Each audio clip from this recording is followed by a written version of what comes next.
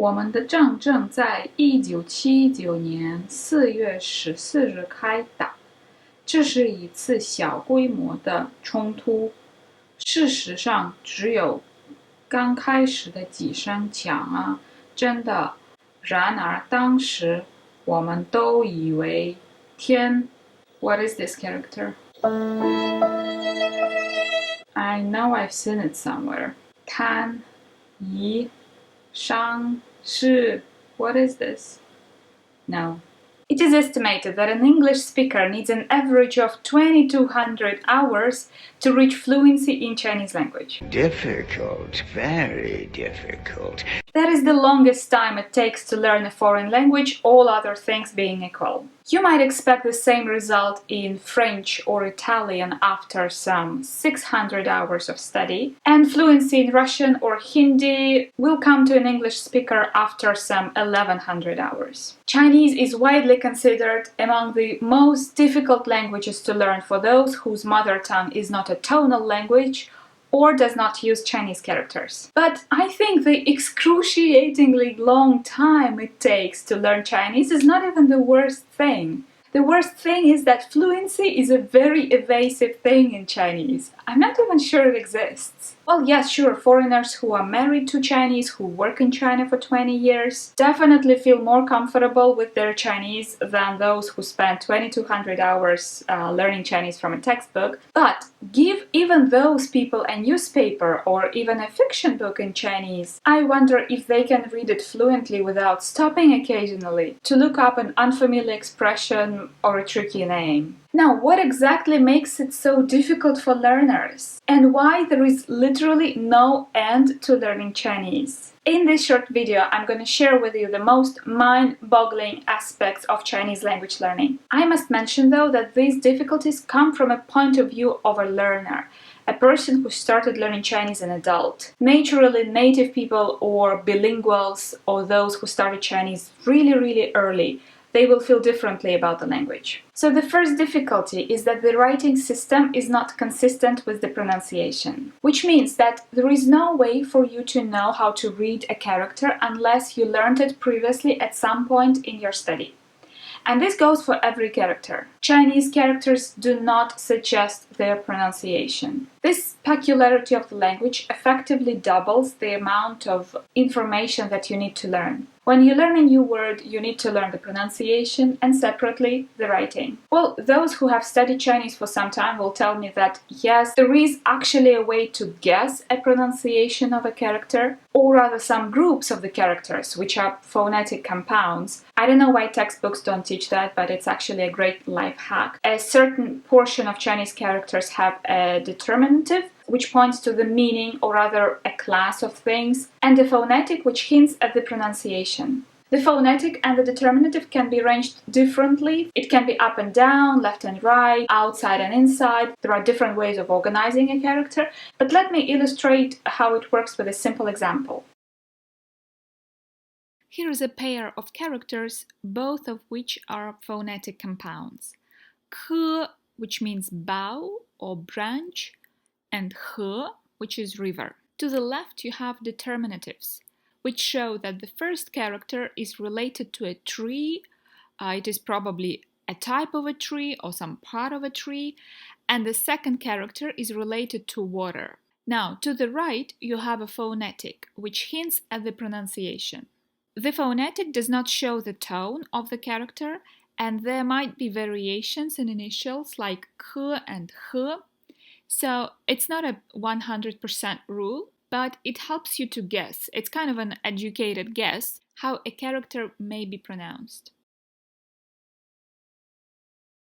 But this little life hack apart, you cannot know how to read a character unless you learned it. And this obstacle alone is enough to say that at no point in the future will you be able to read aloud a Chinese text without a dictionary. For this reason, for example, Koreans and Vietnamese just dropped Chinese characters. They decided no, it's too much trouble, and switched to alphabets. At least this way they can actually read their own language. Now, difficulty number 2. In most European languages, there is a bulk of some 5,000 words which are the same. Information, dictator, nation, interesting, minute, airport, diabetes, situation, etc. There are 5,000 words which differ only slightly in pronunciation according to different phonetic systems of the languages. But essentially such words are the same in English, French, or even Russian, which is considered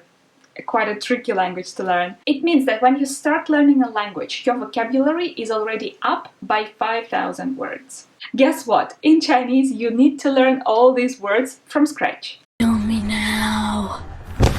Chinese language does not simply loan words from other languages without modifying. There are two ways how Chinese language borrows such vocabulary. The first way is to pick the closest pronunciation from the available syllables. Like coffee becomes cafe, bacon becomes bacon, latte becomes natie, and Brazil becomes paxi. You have to agree that not all these borrowings sound very similar to the original, and it's not easy to guess them at once in fluent speech if you hear them for the very first time. Now, the other way for Chinese to borrow a foreign word is to borrow a meaning. As it was done for example, 苹果, which is apple, and apple the brand. Or for example, 脸书, which is Facebook. 脸 is face and 书 is book, so it became 脸书. And for most international words, Chinese doesn't even bother borrowing. It creates its own variant. Like computer became 电脑, a phone became 手机, and diabetes became 糖尿病.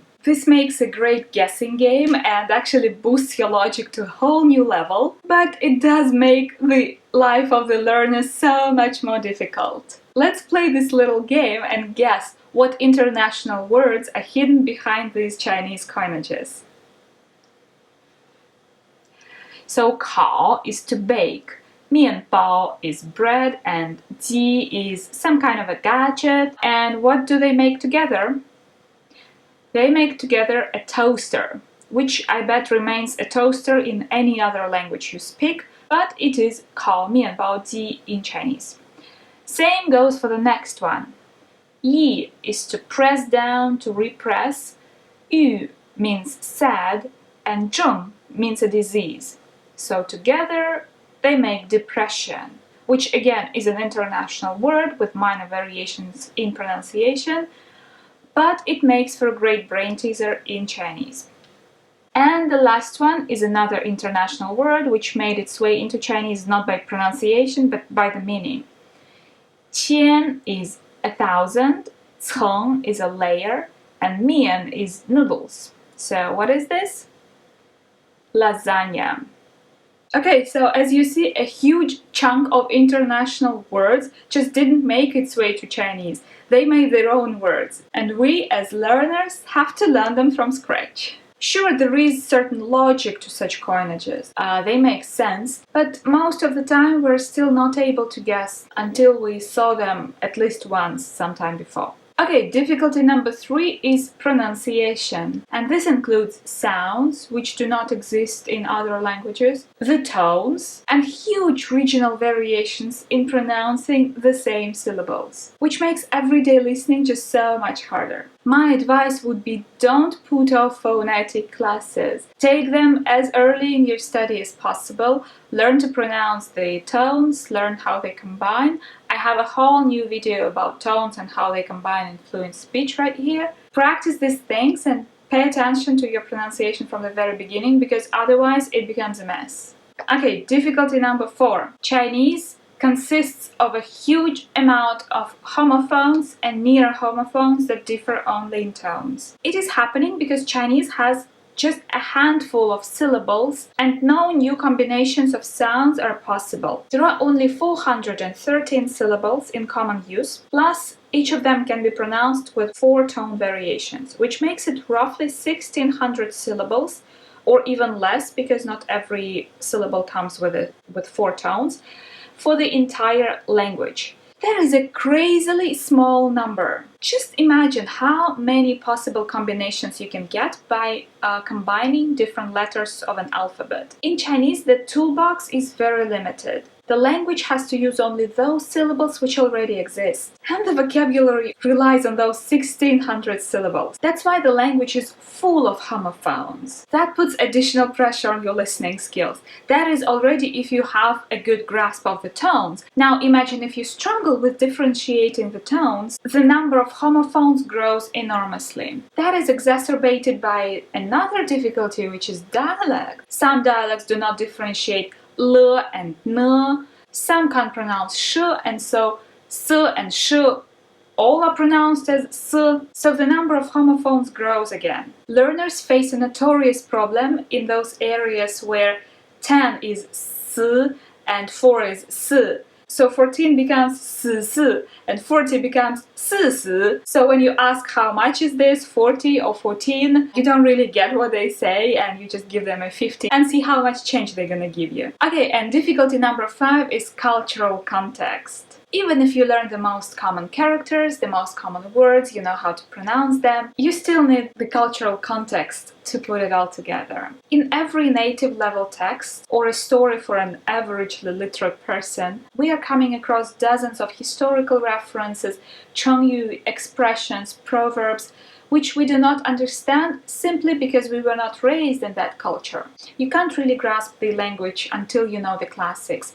It's very much different in English. You don't really quote Shakespeare on everyday level, but Chinese language actually does that. There are so many references to the classics in actual everyday speech. The cultural gap is way too big for us to understand those references just by mere exposure. You actually need to learn them by reading classics. For example, in the form of children's stories, they have those classics interpreted for children, and this is actually a great way for learners to get acquainted with all these contexts. So yeah, you actually need to learn about those dynasties and emperors and warriors and scholars. Otherwise, you miss a huge chunk of vocabulary which literate people actually use on an everyday basis. Not to mention the embarrassment that comes when a friend of yours asks you to read something on a Chinese painting, on a scroll. You learn Chinese, you should know what that means, you can read that. And you're like, no, I don't really know what that means. Not only because the fonts are unreadable, but also because I don't really know that reference. I have no idea what is being said. And even if you don't think about ancient references and historical figures, how easily can you name Chinese TV shows, movies, actors, singers, bloggers, or models? This cultural gap is enormous on every level, ancient and modern. And this is why it is so difficult to understand natives and to make our own thoughts understood by them. You just see that the gap is way too big, that you don't understand them, they don't understand you. That being said, I definitely do not urge you to give up or not even start. Chinese is definitely a unique language and I am so much in love with it. And I truly believe that its difficulty is one of the reasons why it is so beautiful. At the same time, you may feel frustration that you're doing something that is never ending. So try to enjoy the process. I so much enjoy digging into etymology of the characters, into ancient references. I try to notice some different ways of expression, see the differences between us. And it's important that you do not compare the speed and return on investment, return on your efforts for Chinese language and for some other languages that you have learned previously. Just find a way to be okay with the fact that it's going to be much slower. And then you will be able to enjoy what a fascinating language it is. At least I am trying to do it all the time. Okay, so that was it for today. Thanks for watching. Subscribe to this channel to get language learning tips and resources from me. And 谢谢大家耐心观看，下次再见，拜拜。